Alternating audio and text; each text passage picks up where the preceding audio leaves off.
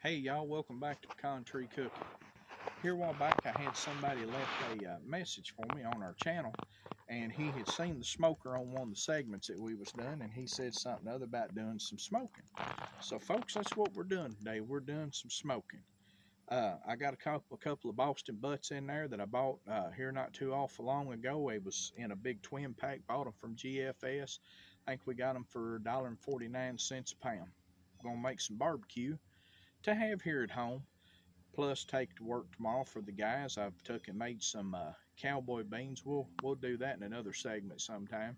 But I'm gonna take some of them. I'm gonna take this pulled pork barbecue, and I went ahead and I already done most of the prep work. I took and whenever I got my butts out, I took and trimmed the biggest majority of the fat off my butts.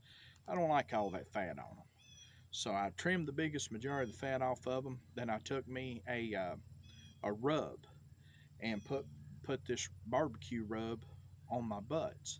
And whenever you do, you can use any kind of rub you want. There's, my gosh, there's a bunch of different ones on the market, or you can even make your own rub as far as that goes. But I took and put the rub on these dudes. They set for just a tad bit. I got the smoker and everything ready. And when you put that rub on both sides and all the way around that meat, then just let it just, it'll just ooze in, it'll just cohere to that meat and it'll cook in it. Using mesquite today, folks. Most usually I use apple wood, and I thought, well, I'm gonna go with something different today, so I'm gonna try some mesquite wood. They've got hickory. There's different kinds of wood chips. I bought these at Walmart. A little bag of them to do this job right here. I soak them. I got a ice cream pail. I put water in it and I put my wood chips in it and I soak my wood chips. That way it don't my wood chips will last longer when they're in my smoker smoking. Y'all, this dude, I'm gonna smoke her. I've got her setting. I like to smoke usually about 260, 265. And I'm running right there pretty close to it. I've got it set close enough. I'm just gonna leave it alone and let it do its thing. But I'm gonna smoke on these about 4.5 hours. To me, you go any more than that, and you wind up getting a bitter taste to your meat. You want to get, whenever you cut into the meat part of that, you want a good smoke ring on that meat. But we're gonna do that for about 4.5 hours, and then I'm gonna ease them dudes out, and I'm gonna wrap them in aluminum foil, and then I'll put them back inside to finish the cooking process. But I'm gonna show you right here. We've got these dudes sitting in here doing their thing at mesquite woods smoking up through here, y'all. And in a little bit, about 4.5 hours, we're going to yank these dudes out, and we're going to, like I said, wrap them in tin foil and put them back in to finish cooking. I'm going to make my own barbecue sauce here after a while. We'll do that on another segment. I'm going to go ahead and get it ready and stuff right here just in a little bit. That way, whenever I take these in, debone that, and go to pulling and shredding all that, then I can put my barbecue sauce to it, and hopefully make a bunch of guys at work happy tomorrow. But y'all just hang in there, and we're gonna check these right here in about 4.5 hours. Hey y'all, it's been almost 4 hours since we put this butt on the smoke, or these two butts on the smoke. We're gonna take a glance at it. I said earlier that I was gonna take it out after 4.5 hours and wrap it in aluminum foil and put it back in and let it finish cooking. I'm not going to do that. I don't have to do that. I got to thinking, all I got to do is take my wood pan out of here and let it finish cooking there on the rack. So we're going to take a gander at this. I'm going to take it off from smoke right here just in, I don't know, probably another 15, 20 minutes or so. And that'll give me about 4 hours of smoke, just a little over 4 hours of smoke. But we're going to take a look at this and see what it looks like. You can see right here that my temperature is running just under 300 degrees. That's where I want it, folks. But let's take a look at this. Look at that setting in there. Look how tender or juicy that meat looks right there.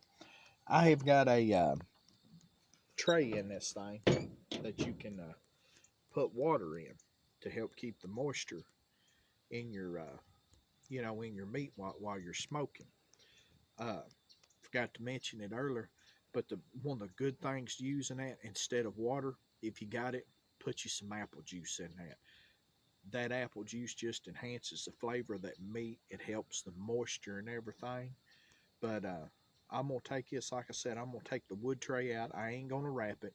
I'm just gonna take the wood tray out, and then I'm gonna let her set and cook for probably roughly about another couple 2 or 3 hours, and then I'll get my meat thermometer and I'll come out here and I'll check this. Whenever I check it, I want to stick it in the middle of the meat, but not touch the bone. I want to stick it in there. I want that to be at a temperature of about 165 degrees or just a hair bit better. Whenever it hits that right there, I'm gonna take that meat off. And then, folks, I ain't gonna go through the process of showing you because a trained monkey can take and debone a butt, and then you shred it. They make little things that looks almost like Wolverine's claws that you can just set and shred that up. Sissy, let's back up a little bit. I know that smoke's getting to you. But you just take that meat and you just shred that meat up. You can use a fork, shred that meat up. You can even use a blender, a mixer like you'd mix cake or something with. My wife does that sometimes. Just puts the beaters on there and just sit there. Whenever we put that meat in the container, it should just sit there and it'd just sit there and shred that meat up is what it'd do. But, we'll do that here after a while. I ain't going to go through and show you all that because anybody can do that themselves. And then you put your barbecue sauce over into it, or you can leave the barbecue sauce off. It's just whatever you prefer to do. But y'all, I appreciate y'all checking us out today.